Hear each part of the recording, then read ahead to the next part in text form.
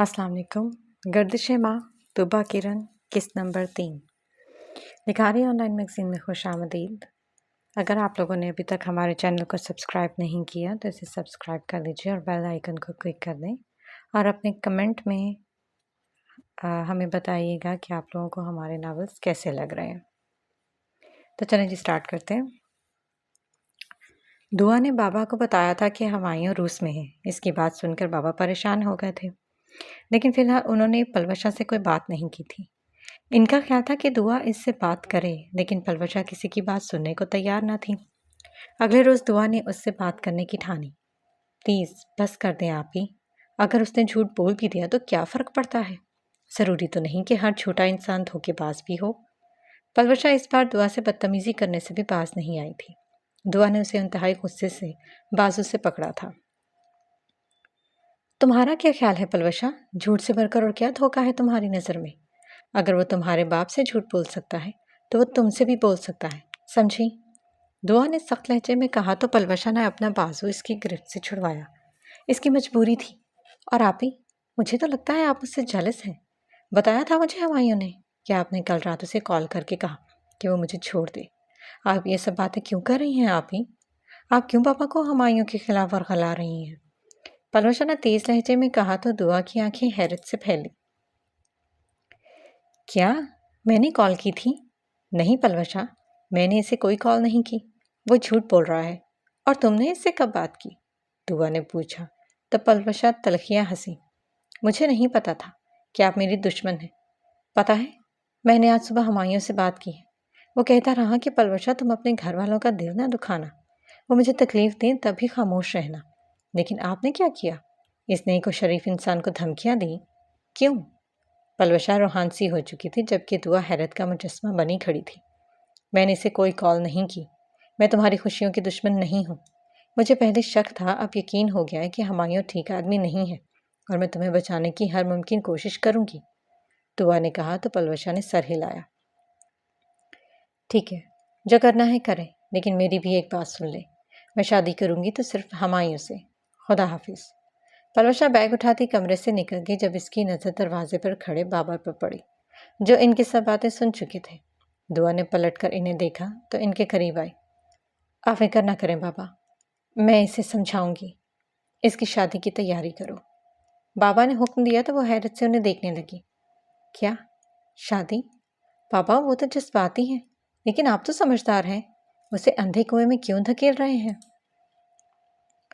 बेटे, हुमायूं ने मुझे तुम्हारी आवाज़ की रिकॉर्डिंग भेजी थी, जिसमें तुम इसे कह रही थी कि वो पलवशा से शादी ना करे। तुमने ऐसा क्यों किया दुआ? पापा ने पूछा तो वो तो जैसे साकत सी हो गई थी।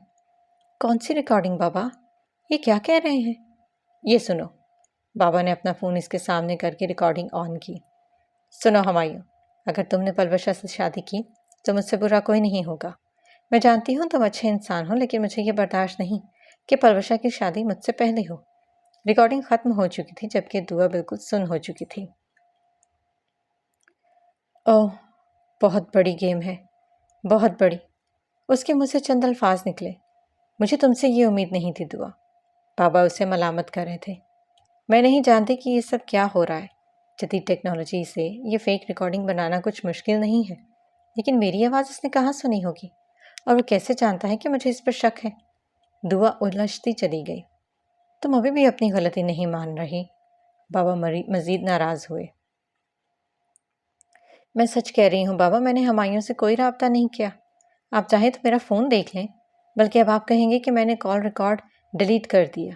बाबा, दुनिया जो आपको दिखाना चाह रही है, आप वो क्यों देख रहे हैं? आपको अपनी बेटी पर एतबार नहीं है? वो बाबा से पूछ रही थी। पलवशा भी मेरी बेटी है और मुझे उसकी खुशी बहुत अजीज़ है। तुम शादी की तैयारियां करो। हुमायूं कह रहा था वो अगले हफ्ते पलवशा को ब्याह कर ले जाएगा। शादी सादगी से ही होगी, इंशाल्लाह। बाबा कहकर जाने लगे तो वो बाबा के सामने आई। क्या आपको वाकई लगता है कि आपकी दुआ ने ये सब किया है? इसकी आंखों में नमी आने लगी थी। बेटा, हसद बड़े बड़ों को भटका देता है। हम तो फिर गुनहगार हैं, बाबा ने कहा और मस्जिद की तरफ चले गए, जबकि बाबा के इस जुमले से दुआ की सारी हिम्मत जवाब दे गई थी। मोहब्बत इसलिए की जाती है ताकि वक्त आने पर एतबार ही ना किया जाए। آپ پر ہی تو صرف مان تھا بابا، وہ بھی آج ٹوٹ گیا، لیکن میں پلوشا کو ضرور بچاؤں گی۔ یا اللہ میری مدد کر، پلوشا کو بچا لے۔ دعا نے یونیورسٹی کا جانے کا ارادہ ترک کر دیا۔ اب جب تک وہ ہمایوں والے معاملے کو نپٹا نہیں لیتی وہ یونیورسٹی نہیں جائے گی۔ اس نے سوچا تھا، میں ہوں پلوشا سکندر، ایک عام سی لڑکی جسے لگتا تھا کہ محبت زندگی کی سب سے بڑی ضرورت ہے۔ میں وہ ہوں جو ہر جگہ ہر گھر میں موجود ہے۔ میں وہ ہوں جس نے زمین سمجھ کر قدم رکھا تھا، لیکن کیا معلوم تھا کہ وہ زمین دلدل نکل آئے گی۔ سمجھ نہیں آتی کہ آنکھوں نے دھوکہ کھایا تھا یا قدم غلط جگہ پر رکھ دیا تھا۔ میں اپنے ساتھ ساتھ ساری دنیا سے بھی ناراض ہوں، لیکن مجھے لگتا ہے کہ میرے ساتھ یہی ہونا چاہیے تھا۔ میں اسی کی حقدار تھی۔ میرا گناہ بہت بڑا تھا جس کا یہی کفارہ تھا۔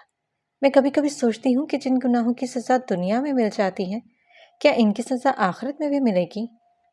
پلوشا سکندر۔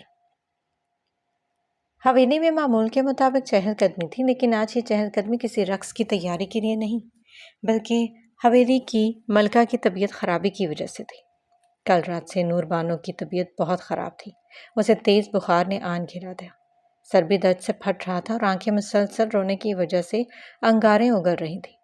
وجدان احمد کے جانے کے بعد وہ 2 دن وقفے وقفے سے روتی رہی تھی۔ ماضی کے سارے مناظر اس کی آنکھوں کے سامنے گھومنے لگے تھے۔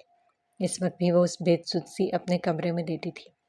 رشیدہ انگیٹھی تیار کر کے لائی تھی اور نظر اتارنے کے لیے 7 مرچیں بھی ساتھ لے آئی تھی، کیونکہ اس کا کہنا تھا کہ نور بانو کو ٹھنڈ کے ساتھ ساتھ بہت سخت نظر لگ چکی ہے۔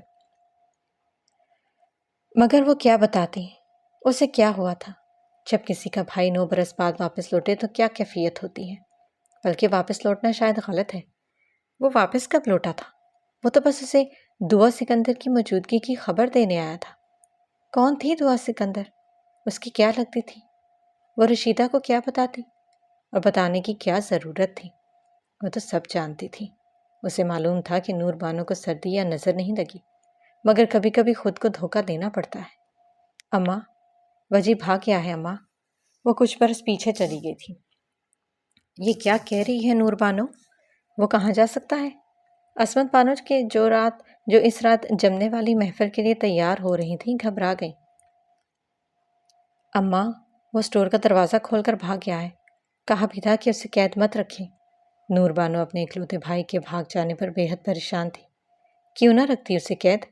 اگر وہ حویلی سے بھاگ گیا ہے تو سمجھ وہ مر گیا۔ کچھ دیر رو لے، پھر اسے بھول جا۔ عصمت بانو نے کہا تو وہ لرز گئی۔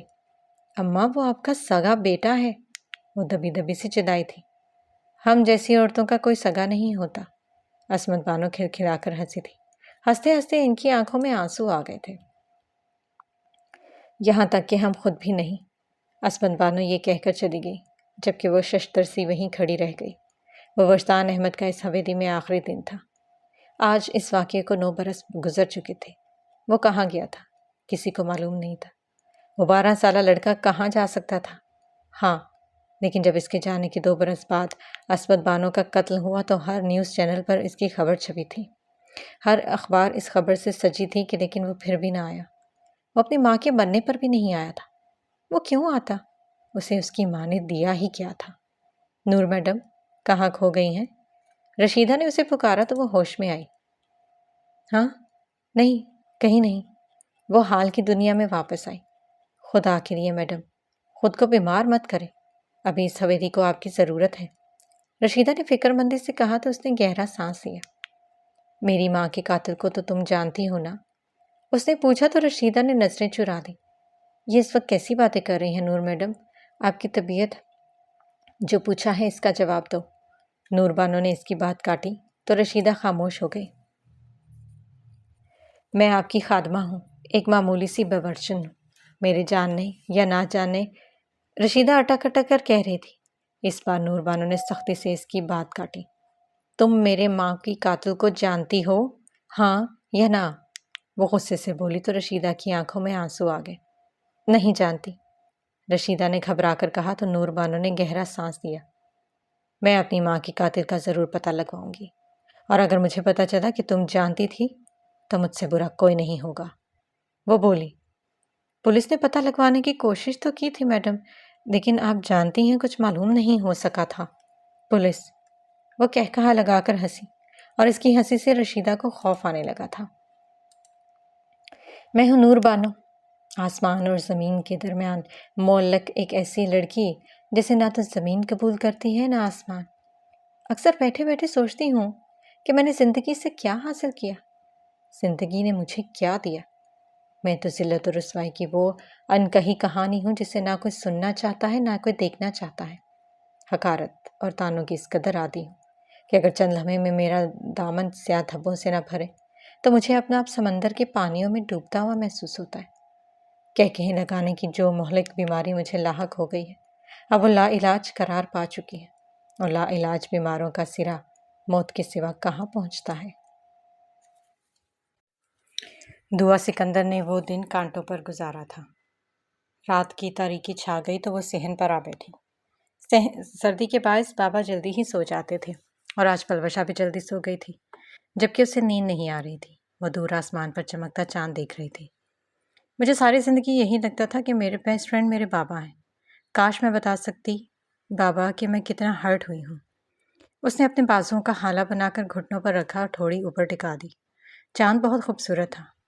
میں حسد کروں گی اپنی بہن سے، پلوشا سے، وہ سوچ رہی تھی۔ وہ روتی بہت کم تھی۔ اکثر لوگ کہتے تھے کہ یہ بہت سخت دل ہے، اور کچھ کہتے کہ بہت مضبوط ہے، مگر اسے کسی کی باتوں سے کبھی کوئی فرق نہیں پڑا تھا۔ اس نے موبائل اٹھا کر اس میں ہینڈ فری ٹھونسی اور سورۃ البقرہ کی تلاوت سننے لگی۔ جب آیت نمبر 138 تلاوت کی گئی تو وہ ٹھہر گئی۔ اللہ تعالیٰ کا رنگ اختیار کرو، اور رنگ میں اللہ تعالیٰ سے زیادہ اچھا کون ہے، اور ہم اسی کے لیے عبادت کرنے والے ہیں۔ اس نے موبائل پر تلاوت بند کر دی۔ تیرا رنگ، یا اللہ تیرا رنگ کیا ہے؟ کیسے تیرا بندہ تیرے رنگ اختیار کر سکتا ہے؟ تیری عبادت کر کے یا تجھ سے محبت کر کے؟ بابا سے پوچھوں گی۔ اس نے سوچا، پھر اپنی سوچ پر مسکرائی۔ بابا، ہمایوں نامی شخص نے ہماری اچھی خاصی زندگی میں طوفان برپا کر دیا ہے۔ اس کو میں تو ڈھونڈ کر ہی رہوں گی۔ اس کے دل میں اس اندیکھے انسان کے لیے شدید نفرت ابھری۔ لیکن کیسے؟ اسے کچھ سمجھ نہیں آ رہا تھا کہ وہ کیا کرے۔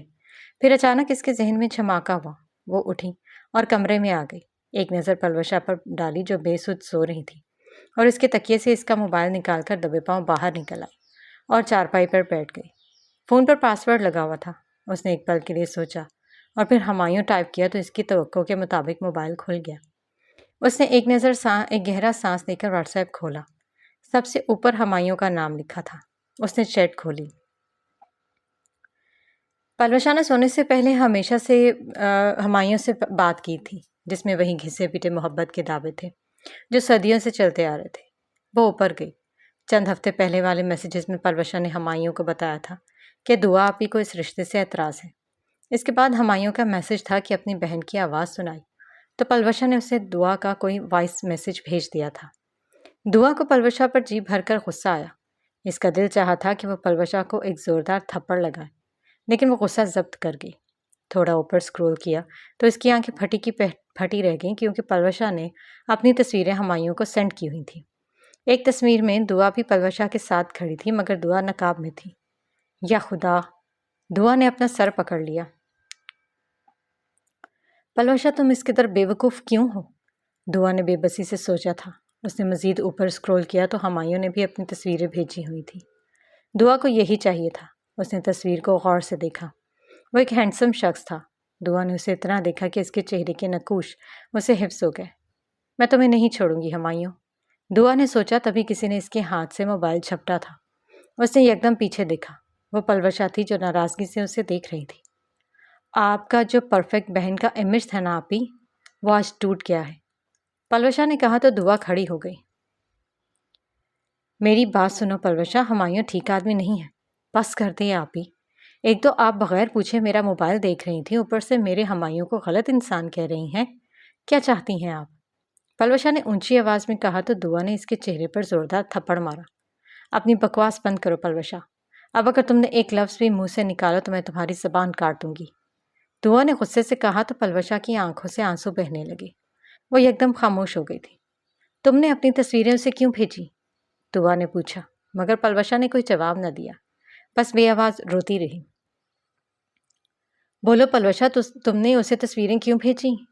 اس بار دعا نے اسے کندھوں سے پکڑ کر جھنجھوڑا تھا، مگر پلوشا خاموش رہی۔ تم اس سے محبت کرتی ہو، ٹھیک ہے، لیکن وہ تم سے محبت نہیں کرتا۔ اگر وہ تمہاری تصاویر کو غلط طریقے سے استعمال کر دیتا تو تم کیا کرتی؟ دعا نے پوچھا۔ وہ ایسا نہیں ہے، اور وہ بھی مجھ سے بے انتہا محبت کرتا ہے، پلوشا نے سخت لہجے میں جتایا تو دعا کا دل چاہا کہ وہ اپنا سر کسی دیوار سے مار کر کھول لے۔ دیکھو، میں نے ہمایوں کو کال نہیں کی۔ تم نے جو میرا وائس میسج اسے سینڈ کیا تھا نا، اس سے استعمال کر کے اس نے وہ ریکارڈنگ کی۔ تم تو سائنس کی اسٹوڈنٹ ہو، تمہیں کیوں نہیں سمجھ میں آ رہی؟ دعا انتہائی بے بسی سے بولی۔ وہ روس میں موجود تھا۔ اس نے بابا سے جھوٹ بولا کہ وہ اسلام آباد میں۔ کیوں؟ اس کی وجہ اس نے بتائی۔ دعا پھر بولی۔ محبت میں وجوہات نہیں پوچھی جاتی، بس آنکھیں بند کر کے محبوب پر بھروسہ کیا جاتا ہے، پلوشا بولی، اور پھر وہی محبوب آنکھیں کھول دیتا ہے۔ دعا نے کہا۔ مطلب؟ پلوشا نے سوال کیا۔ دیکھو میری بہن، یہ کوئی مووی نہیں چل رہی کہ محبت کے چند ڈائلاگز بول کر مقابل کو ایموشنل کر دیا جائے۔ تمہارے دماغ پر ناولز اور ڈراموں کا اس قدر اثر ہو چکا ہے کہ تمہیں اپنی حقیقی زندگی میں ہی سمجھ نہیں آ رہی۔ دعا نے کہا۔ ابھی آپ کو محبت نہیں ہوئی، اسی لیے آپ حقیقت پسند ہونے کا غرور کر رہی ہیں۔ میری دعا ہے کہ آپ کو بھی کسی سے ٹوٹ کر محبت ہو اور آپ اسے حاصل نہ کر پائیں۔ پھر دیکھوں گی آپ کیسے کسی محبت کی باتوں کو مووی کے ڈائلاگ سے تشبیہ دیتی ہیں۔ پلوشا نے کہا تو دعا یکدم خاموش ہو گئی۔ پلوشا نے اسے لاجواب کر دیا تھا۔ سوچئے گا ضرور، پلوشا کہہ کر جانے لگی جب دعا نے اسے پکارا۔ سنو، اس کی آواز پر پلوشا پلٹ کر اسے دیکھنے لگی۔ یہ دعا تھی یا بد دعا؟ جو بھی سمجھ لیں، پلوشا نے کہا اور چلی گئی، جبکہ وہ کتنی ہی دیر وہیں پر کھڑی رہی تھی۔ اگلے روز سے اس نے پلوشا کی شادی کی تیاریاں شروع کر دی تھیں۔ جو خود نہ سمجھنا چاہے اسے کوئی نہیں سمجھا سکتا، یہ کہہ کر اس نے وقتی طور پر ہار مان لی تھی، اور وہ کر بھی کہہ سکتی تھی۔ پلوشا اس کی کوئی بات سننے کو تیار نہ تھی، اور جب کوئی سننا ہی نہ چاہے تو سمجھ کیسے سکتا ہے؟ پلوشا کی ناراضگی بھی مدھم ہو گئی تھی، لیکن اسے دھڑکا لگا رہتا تھا کہ کہیں دعا اس کی شادی توڑنے کی کوشش نہ کرے۔ اچھا ہوا کہ تم دونوں بہنوں کی ناراضگی جلد ختم ہو گئی۔ ویسے بھی جس گھر میں حسد ڈیرا جما لے وہاں رشتے کٹ جاتے ہیں، لیکن مجھے خوشی ہے کہ دعا بیٹی نے اپنا دل صاف کر لیا۔ میں نے تمہاری ہدایت کے لیے دعا کی تھی۔ اس شام بابا نے کہا تو وہ فقط مسکرا کر رہ گئی۔ شکریہ بابا۔ کس چیز کے لیے؟ بابا نے پوچھا تو اس نے بابا کا ہاتھ پکڑ کر اپنی آنکھوں سے لگایا، اپنی دعا پر یقین کرنے کے لیے۔ اس نے کہا اور اٹھ کر باورچی خانے میں چل دی، جہاں دھونے والے برتنوں کا ڈھیر لگا تھا، جبکہ بابا اور پلوشا ایک دوسرے کو دیکھ کر رہ گئے۔ وہ ایک پرانی طرز کا چھوٹا سا مکان تھا۔ چھوٹے سے دروازے سے اندر داخل ہوتے ساتھ ایک طرف کھجوروں کا درخت لگا ہوا تھا، جس سے کھجوریں ذہن میں گرتی رہتی تھی۔ اس کے بعد چھوٹا سا برآمدہ تھا جس میں ٹی وی اور صوفے پڑے تھے۔ اس کے بعد 2 کمرے اور کچن۔ وہ یہاں 2 سال پہلے کرائے پر رہنے کے لیے آیا تھا، لیکن وہ اکیلا نہیں رہتا تھا، بلکہ ایک سرمد نامی لڑکا بھی اس کے ساتھ رہتا تھا۔ وہ لڑکا چند سال پہلے ایک حادثے میں اپنے ماں باپ کو کھو چکا تھا۔ اکلوتا تھا، اس نے اپنا گھر بیچا اور بزنس میں کسی آدمی سے پارٹنرشپ کر لی، لیکن قسمت کے کھیل کہ وہ بزنس کامیاب نہ ہو سکا اور خالی ہاتھ رہ گیا۔ وہ زیادہ پڑھا لکھا نہیں تھا، اس لیے کہیں نوکری ملنا مشکل تھی۔ اس لیے اس نے گلی کے کونے پر ایک چھوٹی سی دکان کھولی، جس کی وجہ سے اس کی گزر بسر ہو جاتی تھی، اور سرمد کی یہ سب کہانی اسے یہاں آنے کے چند ماہ بعد ہی معلوم ہو گئی تھی۔ یہ حادثے ہمارے پیاروں کے ساتھ ہی کیوں پیش آتے ہیں وجی؟ ہم انہیں اتنی جلدی کیوں کھو دیتے ہیں؟ تب اس نے سرمد کو روتے دیکھا تو وجہ پوچھی تو وہ پھٹ پڑا۔ اس روز اس نے سرمد کو گلے لگا کر کہا تھا کہ وہ اس کا دوست ہے۔ پہلے پہل یہ ہمدردی تھی، پھر پیار میں تبدیل ہو گئی۔ آج بھی شام کے وقت وہ کچن میں کھڑا پکوڑے تل رہا تھا جب سرمد اندر آیا۔ ارے واہ، آج تو وجدان صاحب پکوڑے بنا رہے ہیں۔ سرمد نے ایک پکوڑا منہ میں ڈالا تو وہ مسکرا دیا۔ موسم اچھا تھا تو سوچا انجوائے کیا جائے۔ وہ مصروف سے انداز میں بولا تو سرمد نے دوسرے چولہے پر چائے کی پتیلی رکھ دی۔ کچھ دیر بعد وہ برآمدے میں بیٹھے پکوڑوں سے انصاف کر رہے تھے۔ وجی، سرمد نے اسے پکارا۔ وہ کھانے میں مصروف تھا۔ کرائے کا انتظام ہو گیا؟ آج 10 تاریخ ہے، مالک مکان آتا ہی ہوگا۔ سرمد نے پوچھا تو اس کے کھانا کھاتے ہاتھ رکے اور اس نے سرمد کی جانب دیکھا۔ ایک بچے نے فیس نہیں دی ابھی تک، وہ دے تو کرایہ پورا ہو۔ پہلے ہی یونیورسٹی کے اخراجات اتنے زیادہ ہیں کہ کچھ سمجھ نہیں آتی، کیا کروں؟ اس نے کہا تو سرمد نے اپنی جیب سے کچھ پیسے نکال کر اسے تھمائے۔ یہ رکھ لو، اور ویسے تمہاری ٹیوشن سے زیادہ تو میں اپنی دکان سے کما لیتا ہوں، کیا فائدہ اتنی پڑھائی کا؟ سرمد نے پوچھا تو وہ ہنسا۔ قسمت تو بڑے بڑے سائنسدانوں کو بھی رول دیتی ہے، میں کیا چیز ہوں؟ خیر، ان باتوں کو چھوڑو، میں چھت پر پڑھنے جا رہا ہوں، اور خبردار جو تم پیچھے آئے۔ اس نے شہادت کی انگلی سے سرمد کو وارننگ دی تو وہ ہنس دیا۔ اچھا جاؤ بھی پڑھاکو طوطے، سرمد کہہ کر پھر سے کانے میں مصروف ہو گیا، جبکہ وجدان نے اپنی کتابیں اور چائے کی پیالی اٹھائے اور سیڑھیاں چڑھ کر اوپر آ گیا۔ مجھے گمان ہوا تھا کہ میں نے پہلے آپ کو کہیں دیکھا ہے، وہ پڑھ رہا تھا جب اس کے کانوں میں دعا سکندر کی آواز گونجی۔ وہ ہلکا سا مسکرا دیا۔ مطلب میں تمہارے لاشعور سے کبھی نکلا ہی نہیں ہوں، تو مجھے کبھی بھولی ہی نہیں ہو، وہ خود سے کہہ رہا تھا، لیکن پھر ایک دم اس کے چہرے کے تاثرات بدلے۔ وہ سیدھا ہوا اور آسمان کو دیکھنے لگا جہاں سورج غروب ہو رہا تھا۔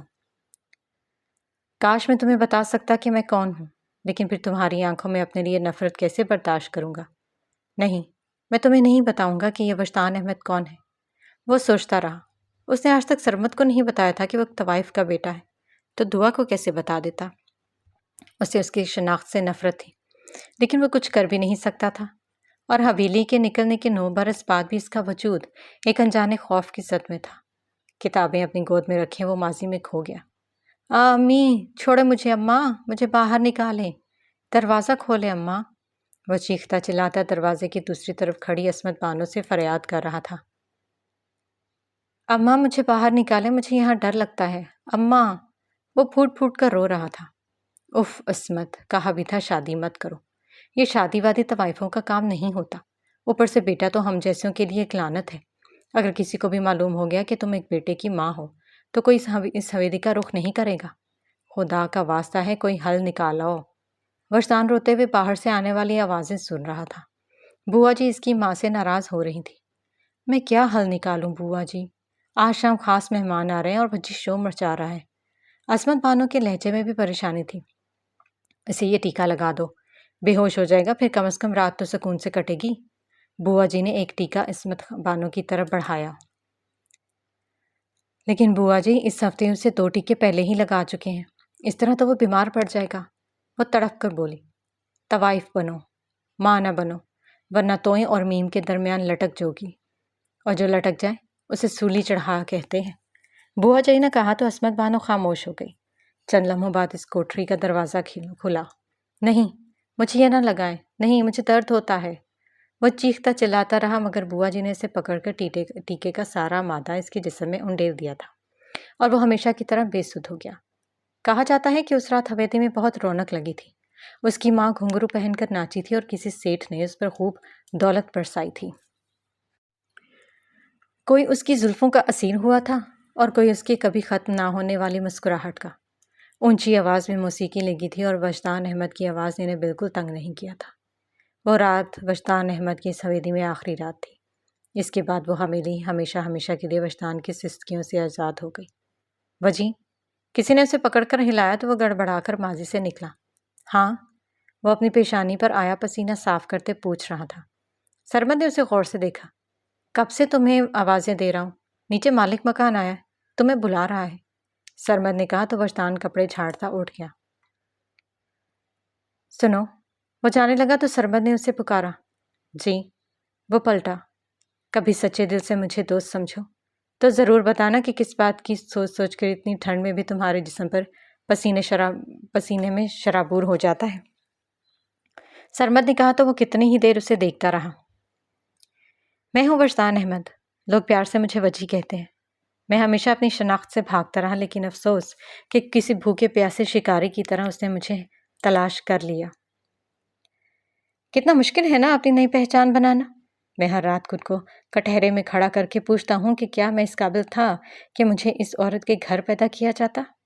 اولاد تو سب کی ہو جاتی ہے، مگر ماں کوئی کوئی ہی بن پاتی ہے، اور میں نے کبھی اس عورت کو ماں کے روپ میں نہیں دیکھا۔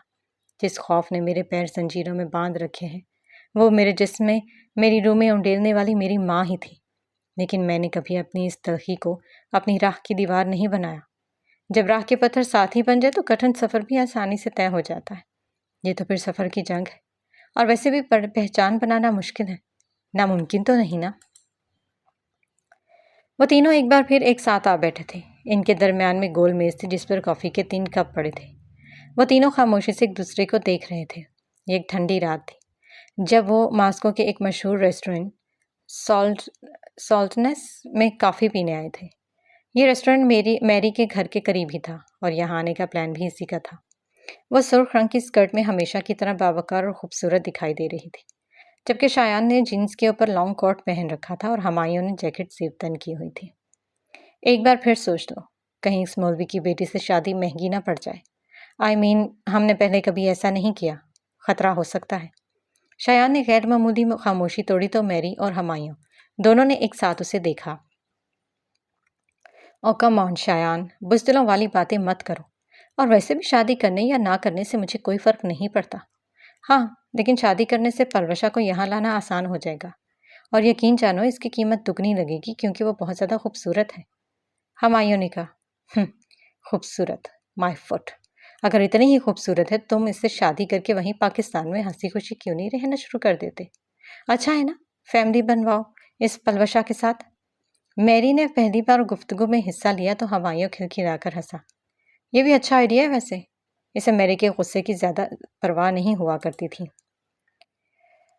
اب تم اسے تنگ مت کرو، یہ مذاق کر رہا ہے میری، وہ لڑکی خوبصورت ہوگی مگر تم سے زیادہ نہیں، شایان نے کہا تو میری کھل کر مسکرا دی۔ آئی لو یو شایان، وہ شدت جذبات سے بولی تو شایان مسکرانے لگا۔ آئی لو یو ٹو، شایان نے جواباً کہا تھا۔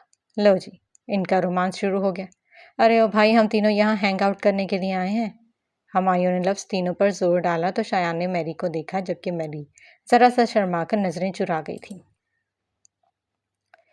میں ہوں ہمایوں ملک، بدلے میں آگ میں جھلستا ہوا ہمایوں ملک۔ مجھے تسلیوں سے نفرت ہے، مجھے ہمدردیوں سے کوفت ہے۔ میں اپنے بدلے خود ہی لے کر حساب برابر کر دیا کرتا ہوں، یہ میری پرانی عادت ہے۔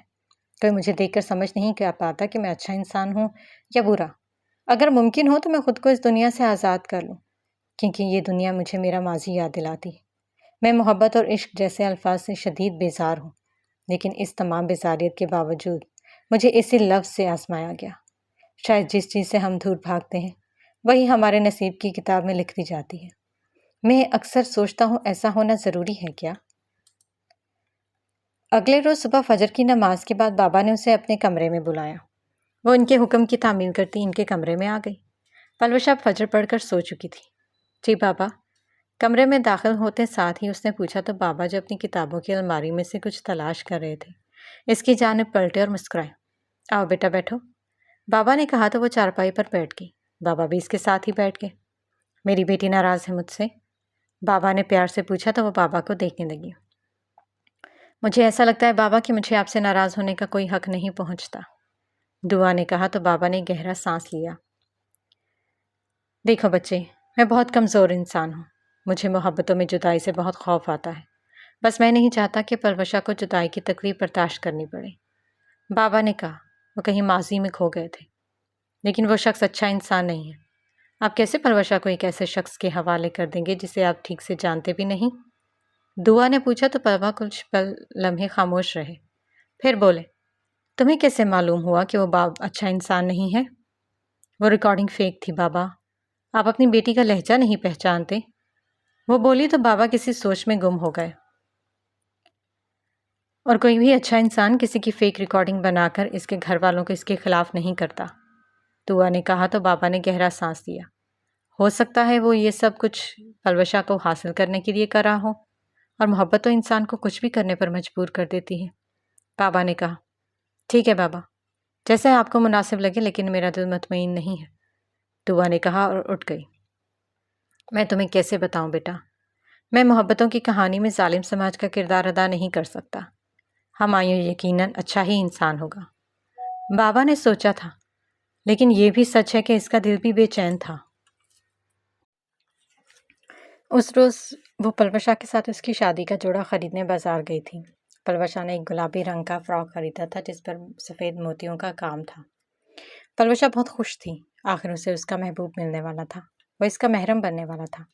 آپی، مجھے معاف کر دیجیے گا، میں نے آپ سے کچھ زیادہ ہی بدتمیزی کر دی تھی۔ पलवशा ने खरीदारी के दौरान इससे माफ़ी मांगी तो वो बेबसी से मुस्कुरा दी। कोई बात नहीं, बस अपने अच्छे नसीब की दुआ मांगा करो, दुआ ने कहा तो पलवशा के चेहरे पर शर्मीली मुस्कुराहट आ गई। दुआ की क्या ज़रूरत है? जब हमायूं साथ होगा तो नसीब तो ऑटोमेटिकली अच्छा होगा ना। पलवशा ने चहकते हुए कहा, अल्लाह करे तुम्हारा ये ईमान कभी ना टूटे। दुआ ने कहा उसे चूड़ियों की दुकान पर ले आई। पिंक ड्रेस के साथ किस रंग की चूड़ियाँ अच्छी लगेंगी? दुआ ने पूछा। ग्रीन। उसे अपने पीछे से कोई जानी पहचानी आवाज़ आई। वो दोनों एक साथ पलटी। सामने वजदान अहमद खड़ा था। दुआ ने हैरत से उसे देखा जबकि पलवशा उसे पहचानने की कोशिश कर रही थी। आप? दुआ ने पूछा तो वजदान मुस्कुराया। न जाने मुझे देखकर लोगों को इतनी हैरानी क्यों होती है। By the way, pink dress के साथ ग्रीन चूड़ियाँ अच्छी लगेंगी। वजदान ने दिलचस्पी से दुआ की आंखों में झांकते हुए कहा तो वो दुआ ने पलवशा का हाथ पकड़ा और वहां से जाने लगी जब वजदान की आवाज़ ने इसके कदम जंजीर कर दिए। Bye little angel. वो पल भर के लिए रुकी, फिर वहां से चली गई, जबकि वजदान अहमद तब तक उसे देखता रहा जब तक वो नज़रों से ओझल ना हो गई। ये कौन था? वो पलवशा का हाथ पकड़े तेज तेज चल रही थी जब पलवशा ने पूछा। यूनिवर्सिटी में पढ़ता है, अजीब आदमी है। दुआ को वजदान पर बिला वजह गुस्सा आ रहा था। इसकी बात पर पलवशा हंसी। आदमी का तो पता नहीं, मगर आदमी की चॉइस बहुत अजीब है। पिंक ड्रेस के साथ ग्रीन चूड़ियाँ कौन लेता है यार? पलवशा ने कहा, लेकिन दुआ ने कोई जवाब न दिया। आखिर वो कौन था और इसे लिटिल एंजल क्यों कहता था? वो दोनों दरियाए मास्को के करीब तेज तेज भाग रहे थे। आधी रात बीत चुकी थी और दूर दूर तक किसी इंसान का नामो निशान भी नहीं था। ठंड के बायस इनके जिस्म भी कांप रहे थे। बस करो ब्रो, मैं थक गया हूँ, हमायूं ने भोली सांस से कहा तो शायान रुका और उसे देखने लगा। वाकई? हाँ, जाहिर है 6 चक्कर लगा चुके हैं हम। तुम नहीं थके? हमायूं का पसीना आ रहा था। शायान इसकी बात सुनकर हंसा। मैं तो रोज़ 20 चक्कर लगाता हूँ, 10 सुबह और 10 रात को। शायान ने कहा तो हमायूं ने हैरत से उसे देखा। तुम इतनी ठंडी रातों में घर में हीटर चलाकर आराम से बैठने की बजाय यहाँ ठंड में दौड़ लगाते हो? Like seriously? वो दोनों अब बेंच पर बैठ चुके थे। आराम तो उस दिन ही रुखसत हो गया था जिस दिन अब्बू की डेथ हो गई थी। अब तो कुछ भी कर लूँ सुकून ही नहीं मिलता। शायान ने आसमान पर चमकते चांद को देखते हुए कहा तो हमायूं ने एक गहरा सांस लिया। स्ट्रेस मत लो, सब ठीक हो जाएगा। हमायूं ने उसे तसल्ली दी। हमायूं, हम ये सब कुछ छोड़ नहीं सकते। हम कहीं भाग जाते हैं, हम कहीं छुपकर जिंदगी गुजार देंगे, कोई हमें ढूंढ नहीं पाएगा। तुम्हें क्या हो गया है यार? इतना अच्छा खासा बिजनेस छोड़कर कहाँ जाना चाहते हो?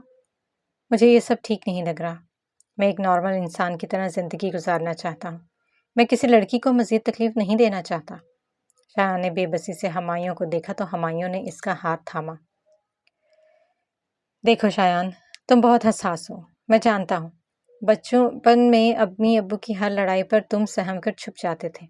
मैं जानता हूँ तुम ये सब करके मुतमईन नहीं हो, लेकिन मेरी एक बात याद रखना, ये दुनिया किसी की नहीं है, इससे जिससे जितना फ़ायदा हो सके उठा लो। जब कोई हमारे बारे में नहीं सोचता तो हम क्यों किसी के बारे में सोचें? जैसे दुनिया वैसे हम। हमायूं ने कहा तो शायान ने थके हुए अंदाज में सर झुका लिया। शायद हमायूं ठीक कह रहा था। चलो अब मैं थोड़ा रेस्ट कर लूँ, कल शाम की मेरी फ्लाइट है। हमायूं की आवाज़ उसके कानों में गूंजी थी।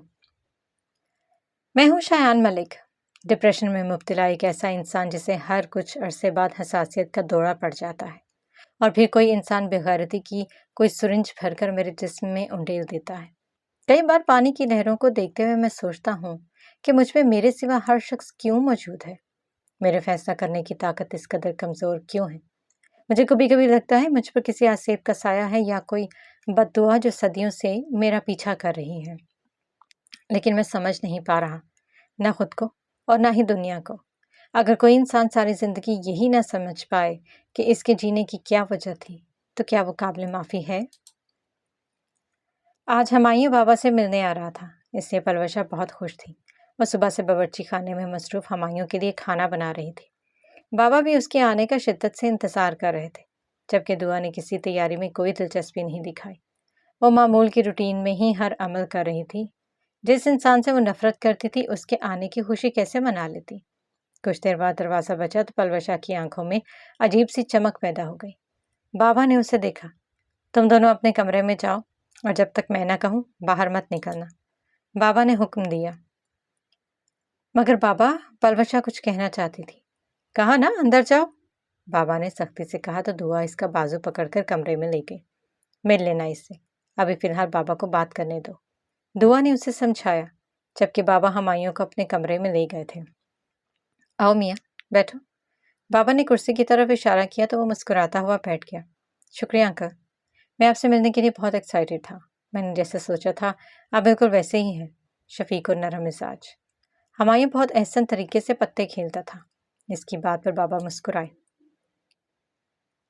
دیکھو بیٹا، میں نے اپنی دونوں بیٹیوں کو بہت لاڈ پیار سے پالا ہے۔ ان کی ماں کے انتقال کے بعد میں نے ان پر کسی قسم کی روک ٹوک نہیں کی تاکہ یہ ماں کی کمی کو محسوس نہ کر سکیں۔ اور پرورشا تو بہت معصوم ہے، اسے زندگی کی تلخیوں کا بالکل اندازہ نہیں ہے۔ بابا سانس لینے کے لیے رکے جبکہ ہمایوں بہت غور سے انہیں دیکھ رہا تھا۔ معصوم تو آپ بھی بہت ہیں انکل، بلکہ شاید بے وقوف۔ اس نے فقط سوچا تھا، مجھے تم سے یہی امید ہے کہ تم پلوشا کو بہت خوش رکھو گے اور اس کو وہی عزت اور مان دو گے جس کی وہ حقدار ہے۔ بابا نے کہا تو ہمایوں نے سر اسپات میں ہلایا۔ جی انکل، آپ بالکل بے فکر رہیے، وہ میرے ساتھ بہت خوش رکھے گی۔ بس آپ ہم دونوں کا انتظار کی سولی سے اتار لیجیے۔ ہمایوں نے کہا، بیٹا تمہارا کوئی رشتہ دار تو ہوگا جس سے میں تمہاری گارنٹی، میرا مطلب ہے بابا مروت کے مالے اپنا جملہ مکمل نہ کر سکے۔ میرا کوئی رشتہ دار نہیں ہے، لیکن مجھے بہت افسوس ہو رہا ہے خود پر کہ آپ کو میرے لیے کسی گارنٹی کی ضرورت ہے۔ انکل، میں ایک پرائیویٹ کمپنی میں جاب کرتا ہوں، اسی شہر میں میرا گھر ہے۔ آپ چاہیں تو میں آپ کو اپنی جاب کے پیپرز دکھا دوں گا۔ ارے نہیں نہیں، میرا وہ مطلب نہیں تھا۔ تم تو ماشاءاللہ سے بہت ہی سلجھے ہوئے بچے لگتے ہو، شریف انسان لگتے ہو۔ چلو چھوڑو، پہلے کھانا کھا لیتے ہیں، پھر باقی باتیں بعد میں کریں گے، بابا نے کہا تو ہمایوں مسکرا دیا۔ جی، اس نے کہا۔ بابا اٹھے اور دعا اور پلوشا کے کمرے کی طرف آ گئے۔ وہ دونوں خاموشی سے بیٹھے ایک دوسرے کو دیکھ رہی تھی۔ دعا، بابا نے دروازے سے اندر داخل ہوتے ہوئے اسے پکارا تو وہ ہمتن گوش ہوئی۔ جی بابا، کھانا نکال دو، میں کمرے میں لے جاؤں گا، تم دونوں کو سامنے آنے کی ضرورت نہیں، بابا نے کہا تو دعا نے سر اسپات میں ہلا دیا جبکہ پلوشا مضطرب سے بیٹھی تھی۔ مگر بابا پلوشا نے کچھ کہنے کے لیے منہ کھولا مگر بابا نے اس کی بات کاٹ دی۔ بیٹی، میں وہی کر رہا ہوں جو تم چاہتی تھی، اب کیا تم میری چھوٹی سی بات بھی نہیں مان سکتی؟ بابا نے پوچھا تو پلوشا ان کے قریب آئی۔ ٹھیک ہے بابا، میں اس سے نہیں ملوں گی، پلوشا نے کہا تو بابا نے اس کے سر پر ہاتھ پھیرا اور کمرے سے نکل گئے۔ آپ ہی پلیز، آپ جا کر سنیں کہ بابا اور ہمایوں کے درمیان کیا گفتگو ہو رہی ہے۔ بابا کے جاتے ہی پلوشا نے دعا سے کہا تو وہ اسے دیکھ کر رہ گئی۔ باز آ جاؤ ورنہ بہت پچھتاؤ گی، دعا سختی سے کہتی باورچی خانے کی طرف چل دی۔ محبت محبت محبت، مجھے اس لفظ سے شدید نفرت ہے۔ محبت تو آباد کرتی ہے نا، پھر یہ بربادی کی وجہ کیوں بنی؟ اس روز بابا کے کمرے میں جو فیصلہ ہوا تھا، اس کا خمیازہ ہمیں کب تک بھگتنا پڑے گا، اس بات سے ہم ناواقف تھے، اور مجھے تو آج تک یہی سمجھ نہیں آتی کہ قصوروار کون تھا، پلوشا جس نے ہمایوں جیسے شخص سے محبت کی، بابا جنہوں نے بن جانے بن پرکھے پلوشا کو ہمایوں کے حوالے کر دیا، یا میں جس نے آخری وقت میں ہار مان لی۔ مجھے آج بھی یاد ہے جنوری کے اس دوپہر میں بابا کے کمرے میں ہونے والے اس فیصلے نے ہماری دنیا بدل دی تھی، اور میں آج تک کسی کو بتا نہیں پائی کہ مجھے جنوری سے اتنی نفرت کیوں ہے۔ ہمایوں کے جانے کے بعد بابا نے اعلان کر دیا کہ 2 روز بعد پلوشا کو سادگی سے رخصت کر دیا جائے گا اور وہ اپنی باقی کی تعلیم شادی کے بعد مکمل کرے گی۔ پلوشا بہت خوش تھی، اسے ایسا محسوس ہو رہا تھا جیسے اس نے دنیا کی سب سے قیمتی چیز حاصل کر لی ہے۔ بابا شادی کی تیاریوں میں مصروف ہو چکے تھے جبکہ وہ کسی گہری سوچ میں گم تھی۔ اگر ہمایوں اچھا انسان تھا تو اس نے جھوٹ کیوں بولا، اور بابا کو اتنی جلدی کیوں ہے پلوشا کی شادی کی؟ وہ تحقیق کیوں نہیں کر رہے؟ اس کے ذہن میں بہت سے سوالات تھے مگر جواب ندارت۔ ارے آپ یہاں کیوں بیٹھی؟ چلے آئیں، خالہ انجم ڈھولکی لے کر آئی ہیں، پلوشا نے چہکتے ہوئے بتایا تو دعا نے اسے دیکھا۔ تم شاید بھول رہی ہو کہ تم مولوی سکندر حسین کی بیٹی ہو اور ہمارے گھر میں ناچ گانے کی کوئی جگہ نہیں ہے۔ دعا نہ چاہتے ہوئے بھی کرخت ہو گئی۔ کچھ نہیں ہوتا، ابھی بابا گھر پر نہیں ہے، چلے نا باہر آئیں۔ پلوشا نے ضد کی۔ بابا کا حکم صرف ان کی موجودگی میں اہم ہے، ان کی غیر موجودگی میں تم ان کے کہے کی لاج نہیں رکھو گی؟ دعا نے پوچھا تو پلوشا کچھ شرمندہ ہو گئی۔ اچھا نا، منع کر دیتی ہوں خالہ کو، پلوشا منہ بصورتی باہر چلی گئی جبکہ وہ وہیں پر ہی بیٹھی رہ گئی۔ وجہ یار ٹی وی مت بند کرو، خبریں سن رہا ہوں۔ وجدان نے ٹی وی بند کیا تو سرمد ٹوکے بنا نہ رہ سکا۔ یہی تو مسئلہ ہے، تم میری بات سننے کے بجائے خبریں سن رہے ہو۔ وجدان جو ابھی یونیورسٹی سے لوٹا تھا ناراضگی سے بولا۔ سرمد اس کی بات پر مسکرا کر اسے دیکھنے لگا۔ اچھا بابا بولو، میں کل رات سے گھر لیٹ آیا کروں گا، اس نے بتایا تو سرمد نے سوالیہ نظروں سے اسے دیکھا۔ کیوں؟ سرمد کے پوچھنے پر وہ کچھ دیر تک اسے دیکھتا رہا، پھر بولنا شروع ہوا۔ وہ دراصل ایک بنگلے میں چوکیدار کی ضرورت ہے، تو میں نے بنگلے کے مالک سے بات کی ہے، میں شام 3 سے صبح 3 بجے تک ڈیوٹی دوں گا، اس نے کہا تو سرمد نے آنکھیں پھاڑ کر اسے دیکھا۔ کیا تم پاگل تو نہیں ہوگے؟ تم اب چوکیدار کی نوکری کرو گے؟ سرمد واقعی شوق میں تھا۔ وجدان نے ایک گہری سانس لی۔ دیکھو سرمد، مجھے اس کی ضرورت ہے، یونیورسٹی کے اخراجات بڑھ گئے ہیں اور اب میں تم سے مزید ادھار نہیں لے سکتا۔ یہ اچھی بات کی تم نے، مطلب تمہیں اچھا نہیں لگتا جب میں تمہاری مدد کرتا ہوں؟ سرمد ناراض ہوا۔ بات مدد کی نہیں ہے، میں اپنے بلبوتے پر کچھ کرنا چاہتا ہوں، اگر تم میرا ساتھ دو گے تو مجھے خوشی ہوگی۔ وجدان نے کہا تو سرمد نے نفی میں سر ہلایا۔ نہیں، میں تمہارا ساتھ نہیں دوں گی، تم پہلے ہی ٹیوشنز پڑھاتے ہو، یونیورسٹی کی پڑھائی الگ ہے، تم 12 گھنٹے کسی گیٹ پر کھڑے ہو کر کیسے گزارو گے؟ سرمد پریشان تھا۔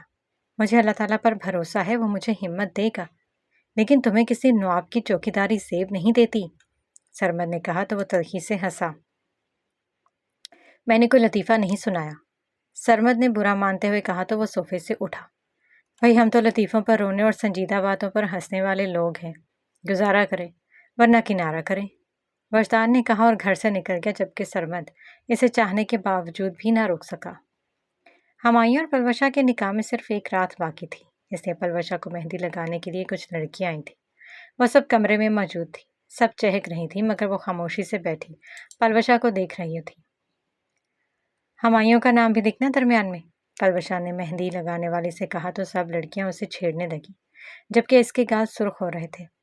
میں تمہیں کیسے سمجھاؤں پلوشا کہ میرا دل بہت گھبرا رہا ہے، تم سمجھو کہ میں تم سے حسد کرتی ہوں، حالانکہ میں تو تمہیں کھونے سے ڈر رہی ہوں۔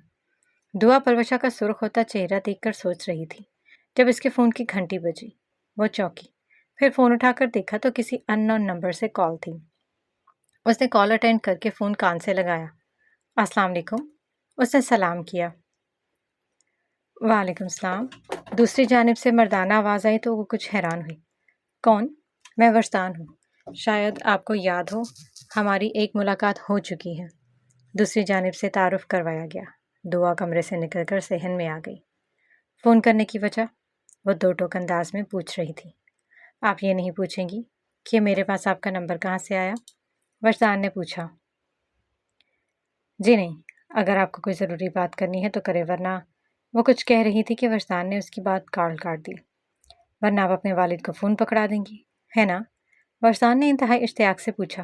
جی نہیں، مجھے اپنے معاملات خود ہینڈل کرنے آتے ہیں، اور براہ کرم آج کے بعد مجھے فون مت کیجیے گا، دعا نے نرم لیکن دو ٹوک انداز میں کہا۔ رکیں دعا، فون مت رکھیے گا، وہ دراصل آپ پچھلے 1 ہفتے سے یونیورسٹی نہیں آ رہی، تو میں نے سوچا آپ کی خیریت پوچھ لوں۔ وجدان نے اب فون کرنے کا مقصد بتایا۔ جی میں بالکل خیریت سے ہوں الحمدللہ، اور امید کرتی ہوں کہ آئندہ آپ مجھے کال نہیں کریں گے۔ دعا نے فون بند کر دیا اور غصے میں کچھ بڑبڑاتی ہوئی کمرے میں چلی گئی۔ کیا ہوا اوپی؟ کس کا فون تھا؟ پلوشا نے پوچھا تو دعا نے فون چارپائی پر